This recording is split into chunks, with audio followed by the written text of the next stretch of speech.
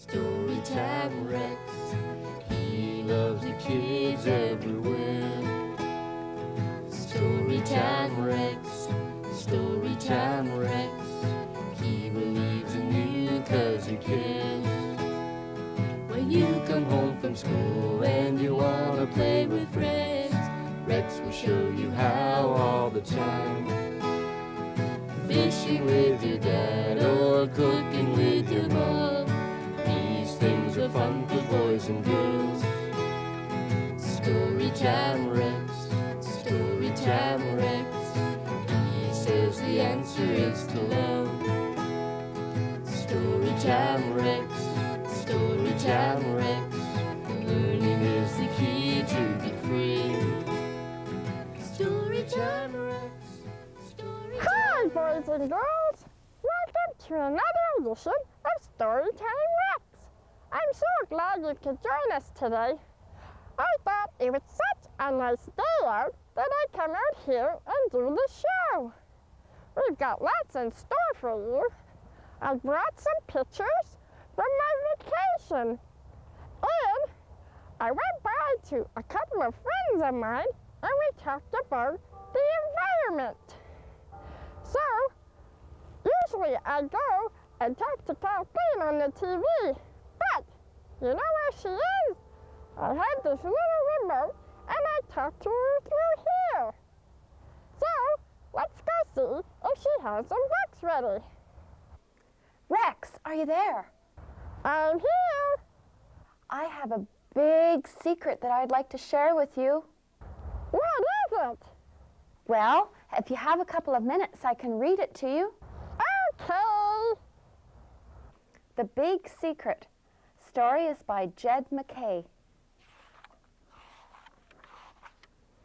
Hi, my name's Mario. I'm 6. That's me in the middle of the picture, and my mom, dad, sister Karen, and brother Keith. They adopted me last year. I like them a lot. I used to feel lonely most of the time. Now I hardly ever do. But you know what? There's something funny going on. It started last Monday at dinner time. My dad said, "Mario, do you know what day next Saturday is?" It wasn't my birthday, and I knew it wasn't Christmas. "Halloween," I said. Everybody laughed. "No," said my dad. "It's a much more special day than that." Then my sister said, "Shh, Daddy, don't tell." "Right," said my big brother. "It's going to be a surprise." And they wouldn't tell me anything more. On Tuesday, I was playing outside in the backyard. I saw Mrs. Paverus, our next-door neighbor, digging in her garden. "Mrs. Paverus, do you know what day next Saturday is?" She just smiled. "Well, I'm not sure, Mario, but it sounds like a very special day." I think she knows, but she's keeping it a secret too. You know who else knows? The kids at my school. On Wednesday, when we were out in the yard at recess, they were all whispering and giggling. But when I came up to them, they all stopped talking. Here is my best friend, Doug. He won't tell me the secret either. On Thursday, when we were playing catch, I asked him, "Are you going to the library on Saturday to hear some stories?" "I can't go this Saturday," he said. When I asked him why, he just grinned and replied, "Sorry, but I can't tell you, Mario. It's a secret." "But you're my best friend," I said. "A best friend should tell." But he still wouldn't tell me. On Friday, I had an idea. Maybe they hid something. I looked in the basement first. I found a box with Keith's train set, a pile of old magazines, Dad's toolbox, and Karen's bike with one wheel, even a gorilla suit. But there was no special surprise. In the attic, I found some broken furniture and some of Mom's old clothes. But that's all. Then I thought, we must be going somewhere special. Maybe we'll go to a ball game or to the museum. We could be going out of the city to visit my uncles. But I guess I'll have to wait until tomorrow to find out. So, here it is, Saturday. So far, it hasn't been very special. My mom made me go to the library, even though Doug wasn't going. And you know what? Not one of my friends was there. Not one of them. Just some kids I didn't know. When I asked the librarian, Mr. Menzies, where my friends were, he just smiled and said, "Sorry, Mario, I can't tell you." Now I'm back home again. I still don't see what's so special about today. There's some big secret, and everybody knows it, and nobody will tell me. Not even my best friend. I feel lonely today, kind of like I did before I was adopted. I'm going to go inside and watch TV. Surprise! Surprise! Hey, what's this? There's Eddie and Janice and Doug, all my friends, and Mrs. Pavers, and Mom and Dad and my brother and sister. Happy anniversary, Mario, my mom said. It was exactly 1 year ago today that you came into our family, and we wanted to show you how much we love you. I must be the happiest boy in the whole wide world. Did you like that story, Rex? That was a nice book. I thought you'd like that one too. I have another story here if you'd like me to read that to you now also. I think we have time for it. Okay, this story is about a little girl who had a sister. And it's called Little Sister for Sale. And it's by Morris Hamilton.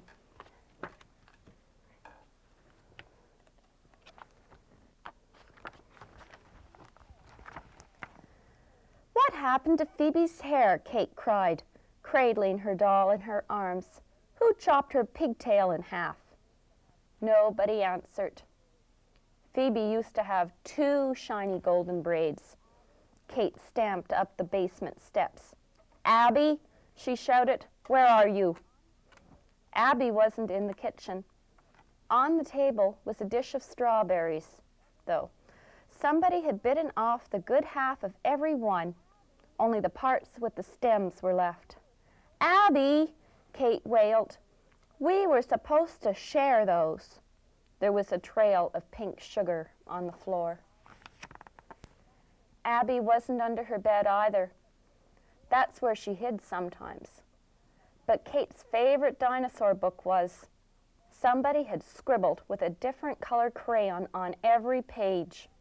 Somebody had drawn a smiley face on Tyrannosaurus Rex. Kate scrambled out from under the bed. Where are you, Abigail Wilkins Hamilton, she growled. The water was running in the bathroom sink. Oh, sick, said Kate, wrinkling her nose. She held her toothbrush with 2 fingers. It was all wet. You brushed your teeth with my toothbrush. Now it's got your germs on it. Maybe it fell in the toilet, said a small voice from the clothes hamper. Kate lifted the lid of the hamper. Abby stood up. Boo, she cried, climbing out. Hi, Kate. Did I scare you? Abby, Kate said, you've been a very bad girl. Look what you did to poor Phoebe. Abby looked at Phoebe. She pushed out her lips. Sorry, she said in a sing-song voice. I was giving her a haircut. You're not sorry, Kate said. You're smiling. You're making your pig snout. Kate grabbed her arm. Oh, she said through clenched teeth. You're such a brat. Abby whined. Stop it, Kate. You're hurting me, she cried. I'm telling. At those dreaded words, Kate's anger leaped like a lion. She pulled her little sister down the front stairs and out into the backyard. In the garage, she started rummaging through the pile of junk. Abby squatted on the cement floor to watch. You want to play something, Kate, she said. But Kate didn't answer. She yanked out the lemonade stand from last summer and started pounding it with a hammer. Whack, whack. The boards were shaking. Then she crossed out the word lemonade. Kate and Abigail were in the front yard. Kate was sitting where you sit if you are selling something. Abby was up where the lemonade goes. The sign said, "Little sister for sale." "I won't use your toothbrush ever again," Abby was saying. "I promise. I wanted to see what it tasted like." Kate didn't say anything. She was looking up the street for customers. Chad from down the street zoomed by on his bike that was decorated with monsters. "Hey, Kate," he called out. "What are you doing? Can I play too?" "You want to buy my little sister?" Kate called after him. "She's for sale." Chad circled back and coasted to a stop. "You can't sell your little sister," he said. "It's against the law." Kate made her big sister sound. "Psst. Your mom and dad are going to be mad," Chad said. "They like her." Kate turned her face the other way. What was she going to tell her mom and dad? That Abby ran away? That a monster from space scooped her up? What little sister?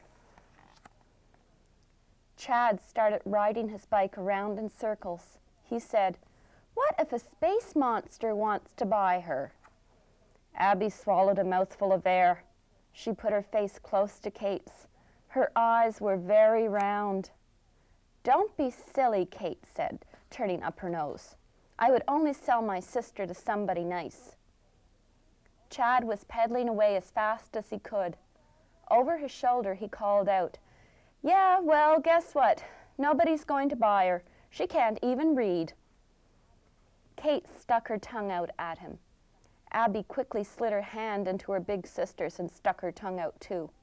"I won't draw pretty pictures in your dinosaur book ever again," she said. "That's what you said the last time. But I won't ever again." Mr. Stacy stopped his car and rolled down the window. "What's the big idea?" he said, reading the sign. "I'm selling my little sister," Kate explained. "You can buy her if you promise to be nice to her." "Well, I don't know," said Mr. Stacy. "What I really wanted was a nice glass of lemonade." "We're having a summer sale," said Kate. "She can be yours for only $1.99. $1.99? That's too much for such a little Homo sapien. Look, let me give you some advice. People don't want to buy little sisters.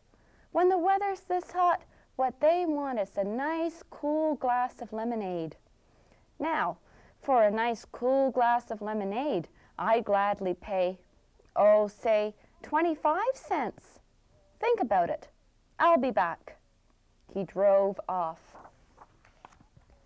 "I'm not a Homo sapien," said Abigail, wrinkling her nose. "Nuts," said Kate.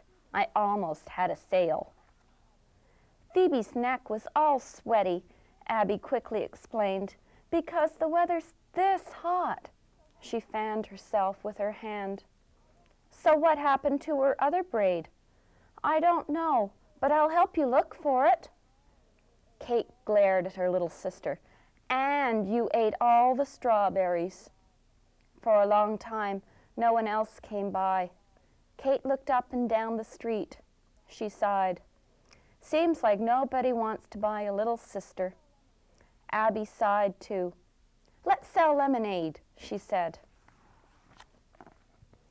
Just then, Nona came out into her yard to water her tomatoes. She saw the sign and walked slowly across the street. "What are you doing, dear?" she said to Kate. "I'm selling my little sister, Nona. You want to buy her?" Nona lifted her hands into the air. "Oh my goodness," she said. "Why do you want to sell your little sister?" "Because she's a pain," Kate said. "She's always messing with my stuff. Somebody used up all my blue nail polish, and I think I know who."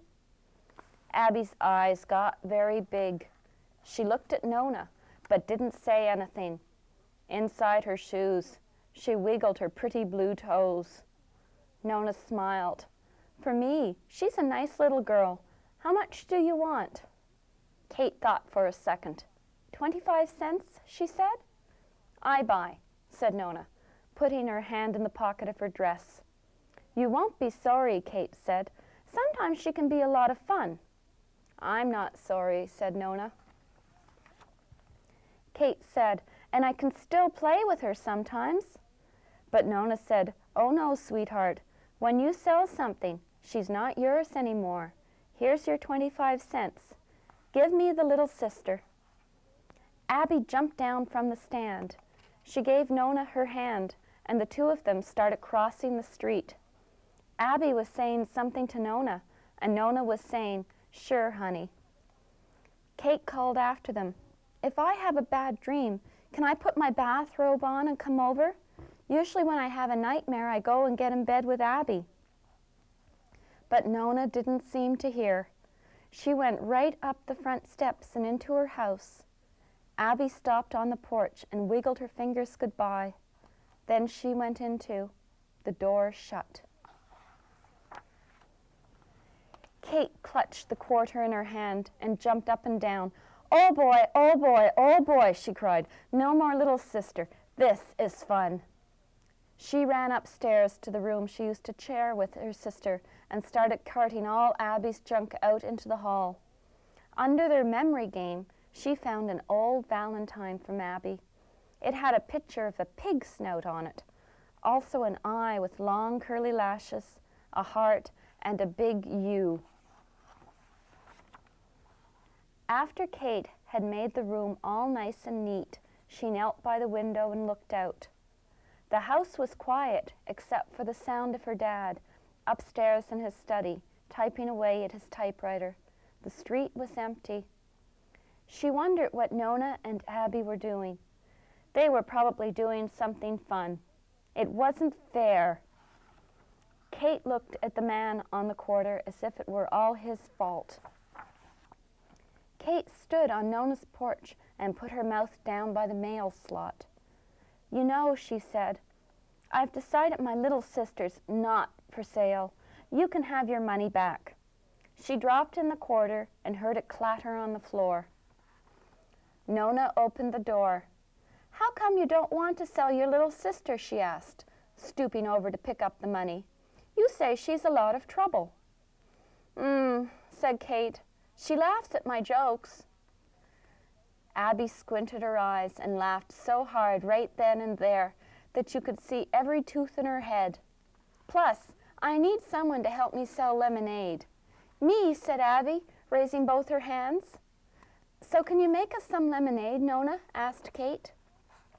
Abby was jumping down. Can I tell her? I want to tell her. Nona nodded. We already made it, Kate. I helped. I put the sugar in. Nona carried the lemonade in a big plastic pitcher. Abby carried the paper cups. She was very careful not to drop one. We'll sell the lemonade, she was saying to Nona, and give you lots of money. Kate was already at the stand, fixing the sign. Now it said, Little Sister Brand, lemonade for sale. Did you like that, Rex? That was cute. Can you really sell your sister? I don't know. Do you have a little sister? Sure I do. Did you ever want to sell them? Well, sometimes. But you changed your mind, I hope. Yeah. Oh, that's good. We'll see you later then, Rex. Bye-bye. Bye-bye.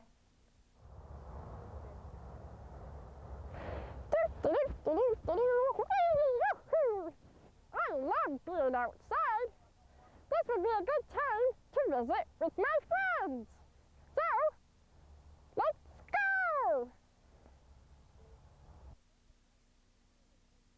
I wanted to learn about the environment. So I went to my friends, Manisha and John, and talked to them about this organization called HOPE.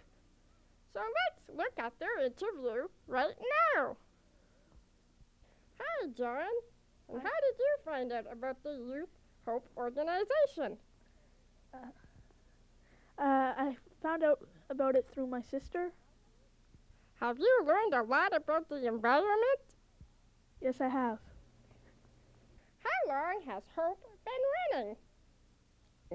Well, when we started Hope in September, and that's when we came up with our name. It's Youth Hope, Youth Helping Our Planet's Environment. Do you think that kids can make a difference in our environment? For sure, little kids can do anything they want. Every little thing that people do makes a difference.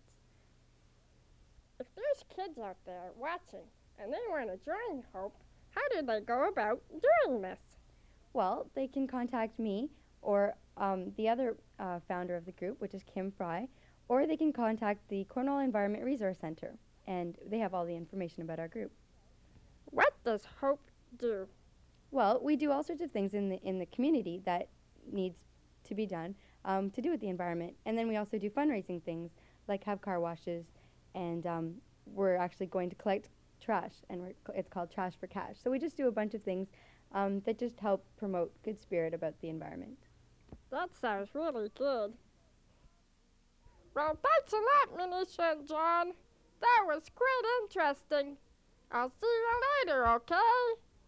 Whoa, what a great vacation I had.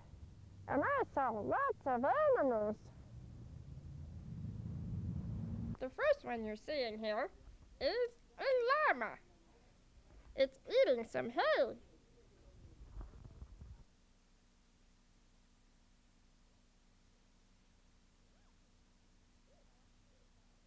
Next, we went and saw some deer. They were very shy. They wouldn't come too close to the camera.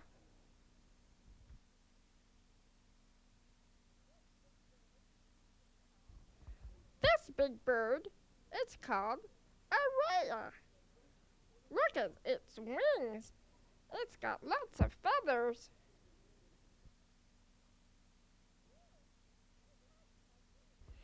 Here is my cousin, Ralph. He's climbing the tree.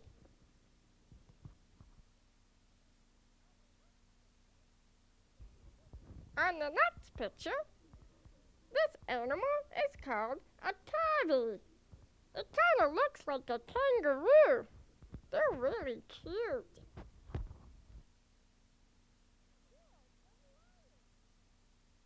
Here are some lions. They were just relaxing when we went, but they're pretty ferocious. Rawr!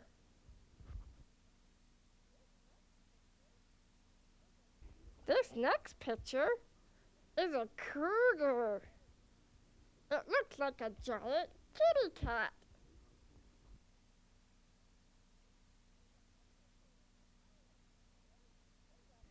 And our final picture is of a leopard.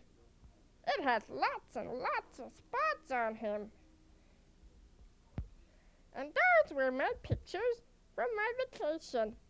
I'm going to put them in my photo album, so I'll remember this vacation forever.